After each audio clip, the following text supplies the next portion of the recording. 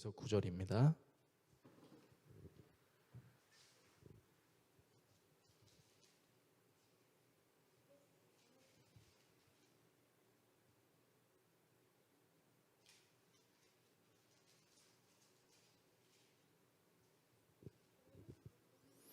신약 성경 약 311페이지에 있는 에베소서 2장 8절에서 9절 말씀.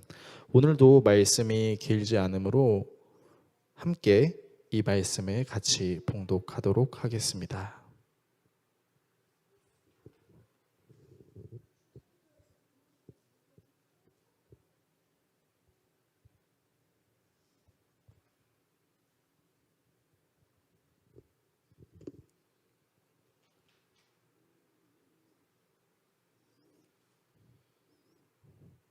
다 찾으신 줄로 알고 하나님 말씀 읽겠습니다.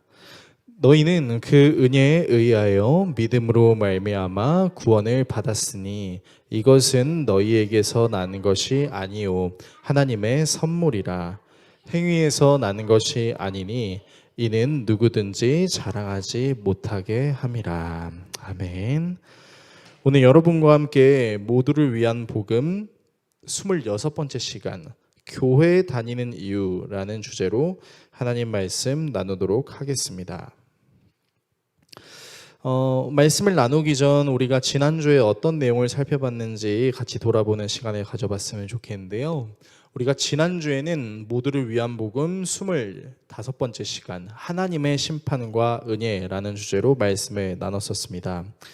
잠시 그 말씀을 이제 좀 돌아보자면 우리가 말씀을 통해서 이제 깨닫게 되었던 것들이 무엇이냐? 하나님이 인간에게 내리시는 심판의 특징은 바로 행위와 관련이 있다라는 것이죠. 하나님은 인간이 행한 것들을 기억하셔서 심판하시고 인간이 행한 모든 것들은 공개되며 하나님은 인간의 모든 행위를 공정하게 심판하신다라는 메시지를 나눴었고요. 그 다음에 우리가 나눴던 메시지는 바로 하나님이 심판을 통해 하나님을 믿지 않는 사람들에게 주신 그 일반 은총이 이제 사라지게 되면서 인간은 하나님을 믿지 않는 모든 사람들은 지독하게 이기적인 모습을 띠게 되는 그 지옥이 펼쳐지게 된다. 그러니까 지옥이라는 것은 일반 은총을 잃어버리게 된 모든 사람들이 자기만 알게 되는 지독하게 이기적인 그 공간 안에 계속해서 머무르게 된다라는 내용을 우리가 함께 나눴었습니다. 자, 그래서 어쩌면 저나 여러분이나 하나님의 심판으로부터 예수님이 주시는 은혜를 누리기 위해서는 아마 이것이 소원일 거예요. 그리고 그 하나님의 심판으로부터 예수님이 주시는 은혜를 누리기 위해서 우리가 매주 정기적으로 하는 행위가 있습니다. 무엇일까요? 맞습니다. 바로 경건 활동의 기본적인 것들, 찬양, 말씀, 기도, 이것을 정해진 예식대로 행하는 것이죠. 그리고 이 찬양과 말씀과 기도를 정해진 예식대로 행하는 장소가 어디일까요? 맞습니다. 우리는 바로 그곳을 교회라고 이야기합니다. 오늘 수요 예배를 드리는 것처럼, 그리고 주님이 부활하신 날을 기념하는 일요일을 주일로 삼아서 예배하는 것처럼 말이죠. 특히 우리나라의 경우 자신이 예수님을 믿는다는 표현을 행위로 표현하는데요, 되게 재밌는 표현이에요. 전 세계 어디를 봐도 신앙을 이렇게 표현하는 나라는 우리나라밖에 없는 것 같아요. 뭐라고 표현하냐면 저 교회 다닙니다 입니다. 자, 깊이 생각하지 않아서 모르실 수도 있겠지만 사실 이 표현은 굉장히 특이한 표현이에요. 자신의 신앙을 표현하는 문장은 원래는 이렇게 해야 되죠. 어떻게 해요?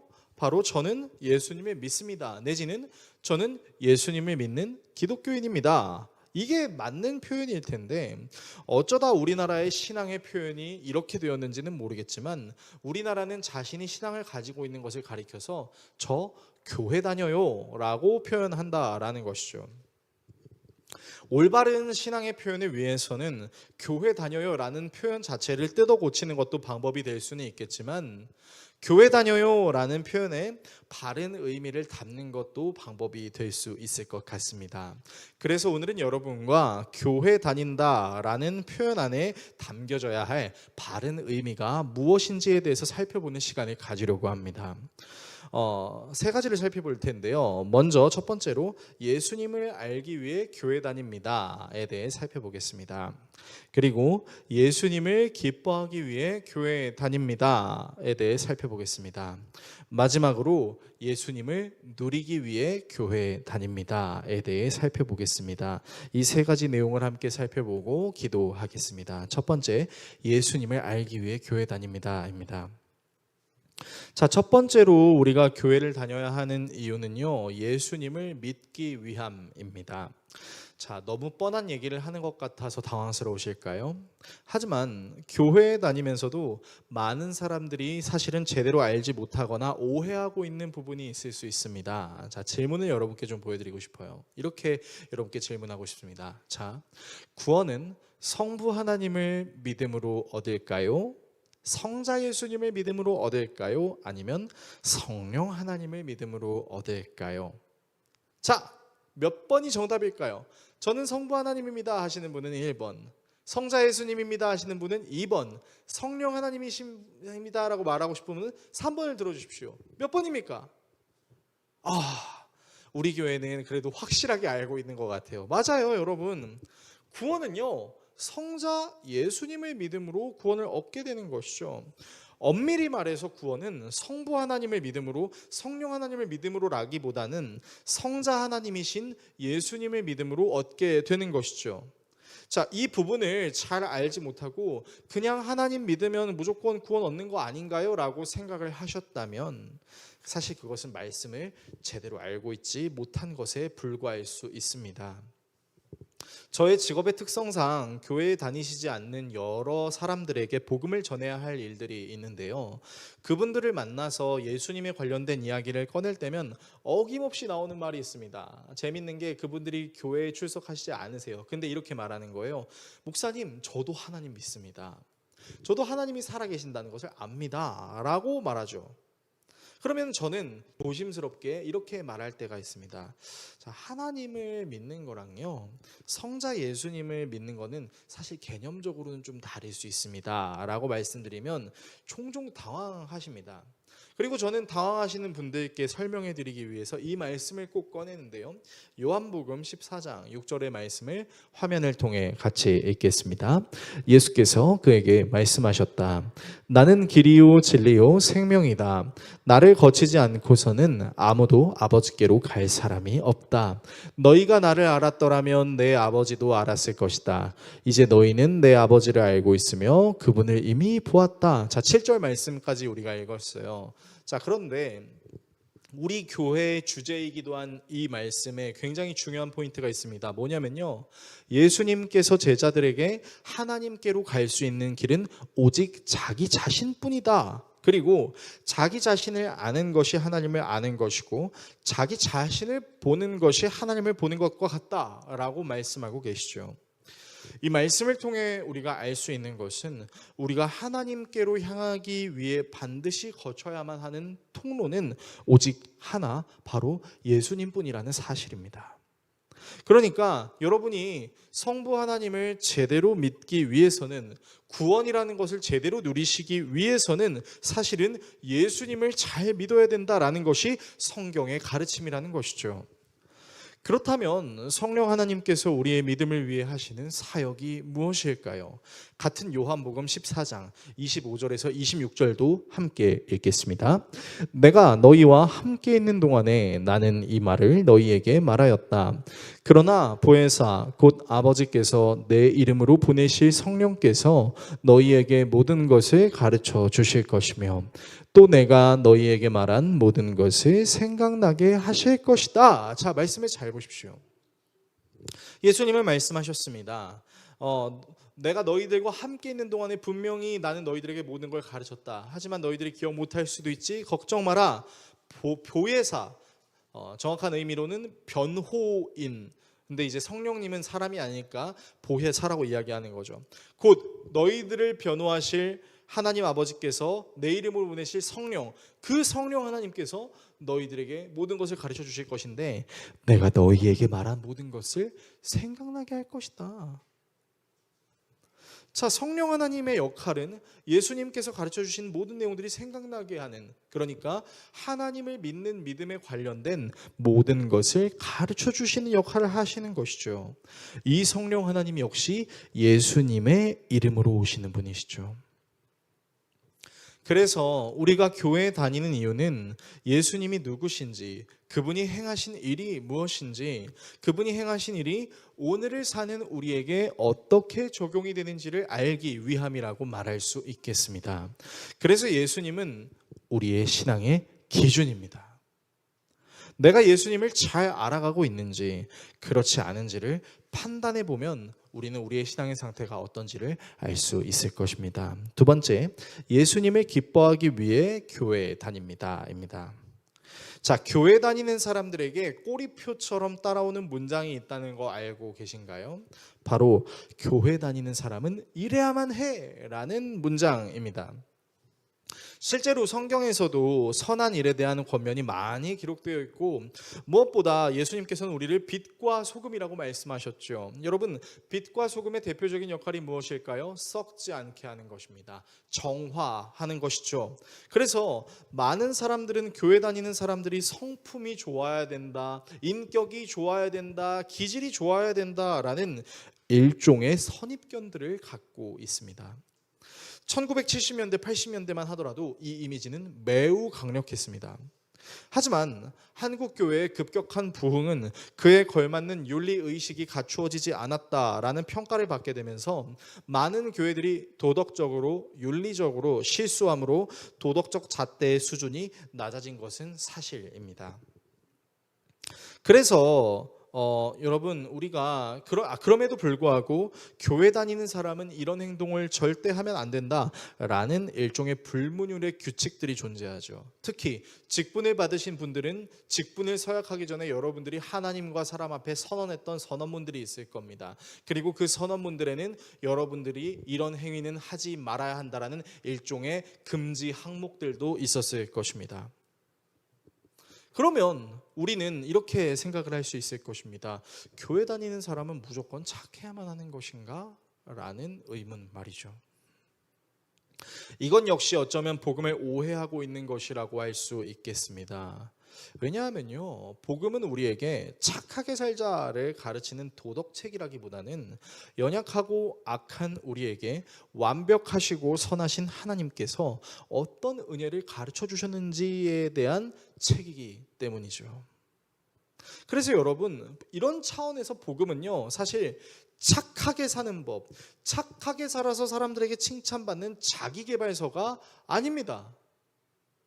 이 자기계발서가 아니라 정확하게 말하면 복음은 무엇이냐면요, 바로 기쁜 소식이라는 거예요. 이 기쁜 소식은 우리가 하나님께 사랑스럽게 행동해야 구원을 받을 수 있다는 방법론을 가르치는 것이 아니라 우리를 사랑스럽게 하시기 위해 예수님이 구원을 베푸셨다라는 것이고, 이 예수님의 사랑에 감화된 사람들이 어떻게 하나님을 기쁘시게 할 수 있을까를 고민함으로 행동하게 하는 은혜라고 할 수 있는 것이죠. 그리고 이 은혜가 우리에게 놀라운 사실은 무엇이냐? 여러분, 이 하나님의 은혜는 절대 우리를 공로에 집중하지 않게 한다는 것입니다. 오히려 우리의 공로로 이룰 수 없는 일을 행하신 하나님의 은혜에 집중하게 합니다. 그래서 여러분, 성경은 우리에게 믿음을 가리켜 뭐라고 얘기하면 너희들의 노력의 산물이 아니라 하나님의 선물이라고 얘기하죠. 에베소서 2장 8, 9절, 오늘 우리가 함께 읽은 본문을 다시 한번 화면을 통해 읽겠습니다. 여러분은 믿음을 통하여 은혜로 구원을 얻었습니다.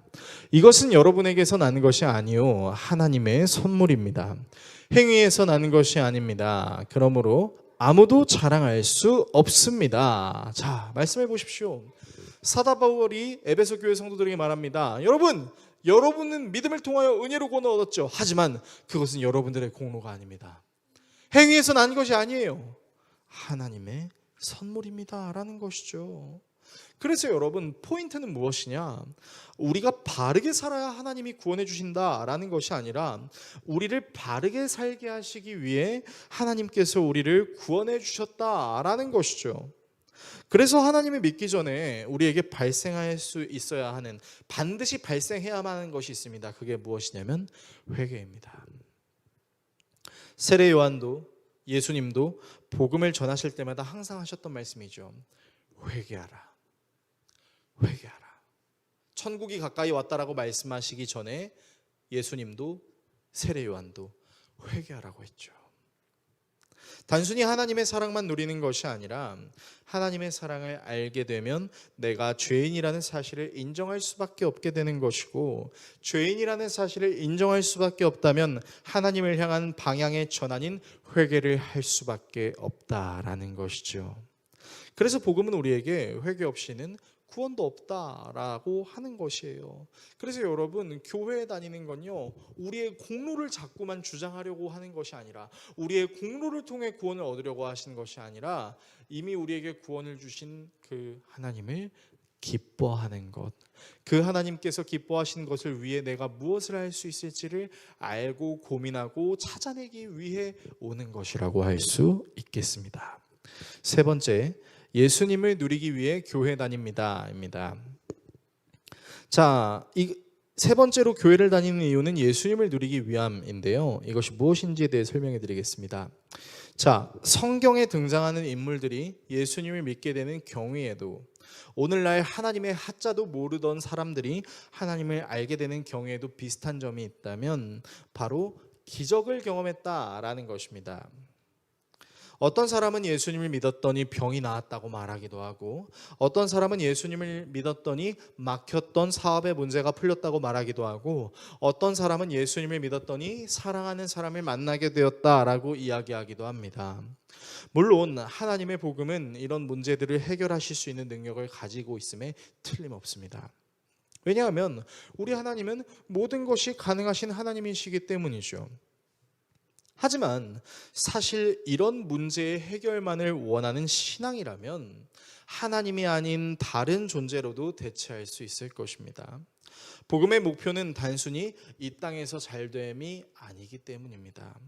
그래서 사도 바울은 고린도 교회 성도들에게 이렇게 이야기했었어요. 고린도전서 15장 19절에는 이런 말씀이 있는데요. 그리스도 안에서 우리가 바라는 것이 이 세상에만 해당되는 것이라면 우리는 모든 사람 가운데서 가장 불쌍한 사람일 것입니다.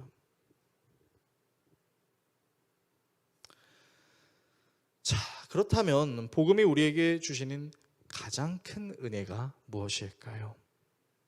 그것은 하나님이 우리에게 이것을 주실 수 있어, 저것을 주실 수 있어가 아니라 우리에게 이것도 저것도 주실 수 있는 하나님은 완벽하신 하나님이라는 사실입니다. 베드로전서 3장 18절도 같이 읽겠습니다. 그리스도께서도 죄를 사하시려고 단 한 번 죽으셨습니다. 곧 의인이 불의한 사람을 위하여 죽으신 것입니다. 그것은 그가 육으로는 죽임을 당하시고 영으로는 살리심을 받으셔서 여러분의 하나님 앞으로 인도하시려는 것입니다. 자, 베드로는 얘기합니다. 여러분, 예수님께서 죽으시고 부활하신 이유는요, 단순히 여러분들에게 좋은 것을 주겠다는 게 아니에요. 바로 여러분을 끊어진 하나님과의 관계를 회복하여 하나님 앞으로 인도하시도록 예수님께서 그 사역을 감당하셨어요 라는 것이죠. 여러분, 예수님의 죽으심과 부활하심은 그냥 우리에게 영원한 생명 준대, 이런 수준이 아니에요. 하나님과의 끊어진 관계를 회복시키셔서 우리를 다시 하나님 앞으로 인도하시는 것입니다. 즉, 하나님이 다른 하나님, 나와 관계가 없는 하나님이 아니라 우리 모두의 하나님이라는 것을 알게 하시기 위함이라는 것이죠. 그래서 복음은 우리에게 뭐라고 말하냐? 가장 좋은 선물은 하나님이 우리에게 주시는 것이 아니라 우리에게 모든 것을 주실 수 있는 하나님이 우리의 가장 좋은 선물이다 라고 얘기하는 거죠. 여러분, 복음을 믿음으로 얻게 되는 보상은요, 이 세상에서 누릴 수 있는 것들의 수준을 훨씬 뛰어넘어 비교조차 불가능한 것입니다. 생각해 보십시오. 황금알을 낳는 거위가 생겼을 때 여러분은 더 많은 황금알을 갖고 싶다고 해서 거위의 배를 가르실 겁니까? 아닙니다. 더 많은 황금알을 갖고 싶다고 해서 거위의 배를 가르는 것만큼 어리석은 행동이 어디 있겠습니까? 오히려 황금알을 낳는 거위를 극진히 모시겠죠. 제극히 보살피겠죠. 하나님은 우리에게 황금알을 주실 수 있을 뿐만 아니라 우리의 인생을, 우리라는 인격 그 자체를 황금과 비교할 수 없는 아름다운 하나님의 나라로 이끄시는 분이십니다. 이 가장 좋으신 하나님으로 인도하시는 분이 바로 예수님이죠. 그래서 여러분, 우리가 예수님을 잘 누리는 건 어떤 것을 의미하는 것이냐? 하나님을 잘 누리게 되는 것으로 우리가 알게 될 수 있죠. 심지어 예수님께서는 우리가 하나님을 잘 누릴 수 있는 특권도 주셨어요. 우리가 성령 하나님의 인도하심으로 말미암아 예수 그리스도를 더 잘 믿게 될 때 예수님이 하나님을 아바 아버지라고 부르신 것처럼 우리 역시 하나님을 아바 아버지로 부를 수 있습니다. 하나님이 예수님을 바라보시듯 우리를 바라보시기 때문이죠. 그래서 교회 다니는 가장 중요한 이유는 바로 우리가 예수님을 누리기 위해 교회 다니는 것이라고 말할 수 있겠습니다. 설교를 정리하겠습니다. 사랑하는 성도 여러분, 오늘 우리는 교회에 다니는 이유에 대해 살펴봤습니다. 혹시 교회에 다니는 이유가 잘 풀리지 않는 기도 제목이 있어서 다니시는 분이 계십니까? 기도하셔도 됩니다. 혹시 외로워서 친구와 관계를 쌓고 싶어서 다니시는 분이 계실까요? 물론 그러셔도 됩니다.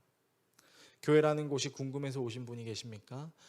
여기서 천천히 하나씩 알아가셔도 좋습니다. 여러분이 어떤 모양과 어떤 목적을 가지고 오셨든 주님께서는 오늘 말씀으로 우리에게 말씀하십니다. 너희들이 나를 더 잘 알아갔으면 좋겠다. 너희들이 나를 기뻐할 수 있었으면 좋겠다. 너희들이 나를 기뻐하는 걸 넘어 나를 잘 누릴 수 있었으면 좋겠다라고 말이죠. 여러분의 신앙이 예수님을 더 알아가는 신앙이 될 수 있었으면 좋겠습니다.